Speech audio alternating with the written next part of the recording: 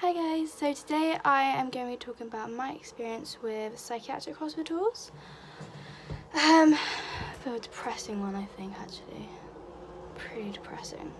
So just before I start, this is solely the UK based hospitals, because obviously America, Canada, Lithuania is completely different and you may have different experiences, but this was my experiences. So in the UK there is a big difference between CAMS, which is the under 18s psychiatric hospitals, and the adults. You know, in children you sort of have loads of fluffy little pictures on the walls and teddy bears, and then adults is sort of just a bit like a prison.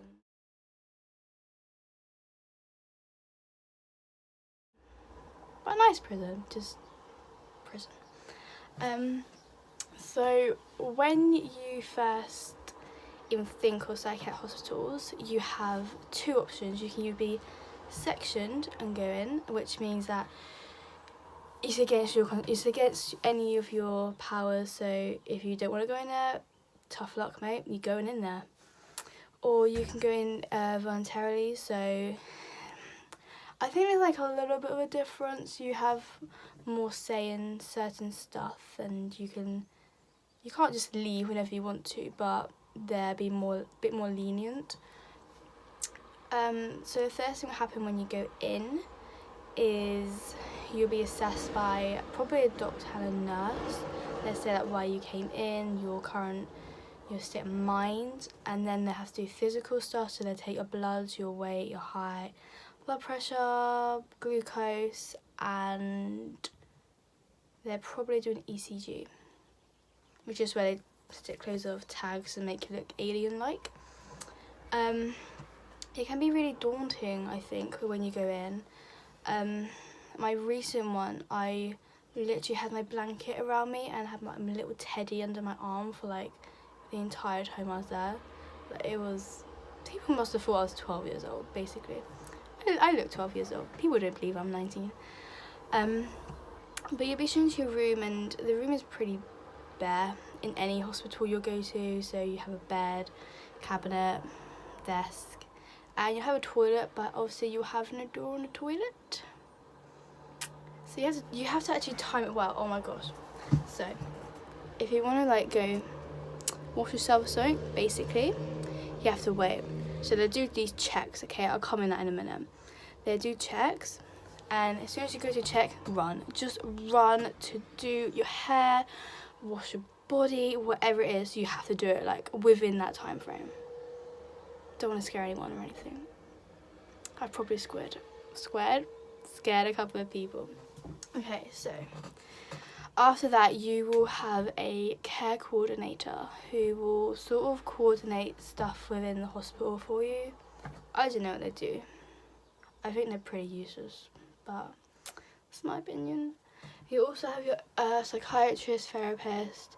You'll probably be given a list. I got given like a list of like names, so also admin stuff, because you're not allowed your phone charger. So you have to like go in and ask, can you charge my phone? And I think that's it. Yeah. I think the misconceptions of psychiatric hospitals, like you're like in a straitjacket, tied in a padlocked room.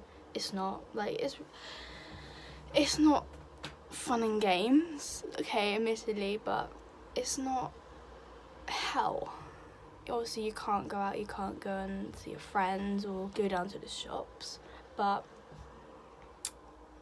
the people in there are so nice. You know, I keep in contact with quite a lot of people, you know, who I've known from hospitals, and they're some of the most nicest people you will ever meet in your life.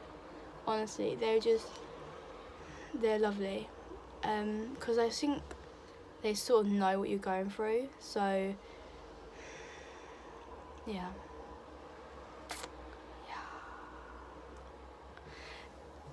The only thing I would say to be careful with is sometimes you're not in the loop of things. You don't get informed So the one thing that I would say is ask questions, ask loads of questions. Ask loads of questions. If they don't like it, tough, whatever, mate. Because I was given medications that I didn't even know I was being prescribed. They were just like, oh yeah, just take this. I was like, why? And I didn't actually know they're actually sedation medications. So I was like trying to do something, and all of a sudden I was just like falling asleep. So it's really important to stay really informed about people. So my advice for psychiatric hospitals is stay informed, obviously. Get involved with other people. You know, like other people in there, they're going through this, obviously not the same thing, but they have some understanding of what you're going through. So just get to know them, because they're lovely, absolutely lovely. Bring a teddy, as you know, if you're my age, maybe not.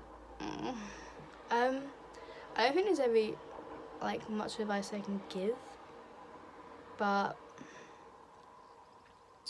I think psychiatric hospital is one of those things where it's not a pleasant place to be, obviously, but it's one of those things that needs to happen. If you know that you need that sort of help, don't just deny it. Don't just say, you know what, don't really want to be there, doesn't sound too great, can't really watch TV or go and see my mates, so I'm not gonna go. But you have to be honest with yourself. You have to be honest, you know, if you need that level of help, you know, don't just say, oh, I'm fine. And yeah, experience recently was quite bad. There was never really any communication with any of the staff. They just didn't communicate, and so they didn't communicate with you either, which is obviously the worst thing that can happen. But I knew there was quite a lot of complaints against that hospital, so I don't think they were doing too good. Another thing that you'll mostly find that they do checks, so they can do like 15-minute checks, 30-minute checks, hourly checks. So what happened is that they will come in, they just check what you're doing, they write it down, and they still do that at night. And what happened is that they get like, I don't have a torch, but they get a little torch and they just go tss, like right in your room. And I don't like, my chest doesn't move much when I'm breathing, so they just do that for like ages and ages. It's the most frustrating thing in the world. So my advice is just do that. So it looks like you're breathing. Could work. And oh, my hair's a mess. What's new? Another thing that you will probably hear is alarms going off. So you have two different types of alarms. One alarm is when a patient is in the room and they want someone to come to them, or there's the emergency alarm, so a patient may be kicking off or trying to harm themselves. So the emergency alarm will go off, and then you'll see those people running everywhere to that room, which I think can be a bit daunting if you've never experienced that before, because, you know, who'd like want to hear loads of alarms go off? Another thing is that you can be on 1-to-1, 2-on-1, 3-on-1. It basically means like the amount of people who will be in the room. So you can also have like arm's length, so like some have to be within arm's length of you. Even when you go to the toilet, bit gross, but heck. But overall, I think when you think of psychiatric hospital, you think of such crazy people, like, oh my god, they're so crazy. And I may be crazy, but I'm not like crazy. Do you know what I mean? Like, I have a level of sanity where I'm like, you know, I'm on that border. I can't even make a straight hand. Okay, maybe I'm a bit crazy. But it's really not all bad, and I hope this helps someone out there, you know, realise that psychiatric hospitals aren't bad. If you need to be there, you need to be there. You know, it's not a decision taken lightly. There's hardly any beds in the country nowadays, you know, for psychiatric hospitals. So if you get told you need to be in a psychiatric hospital, can't even say now, you need to be there and accept the help, because there is not a lot of help in the UK. But obviously I'm here for any questions which need to be asked, or advice or whatnot. Bye.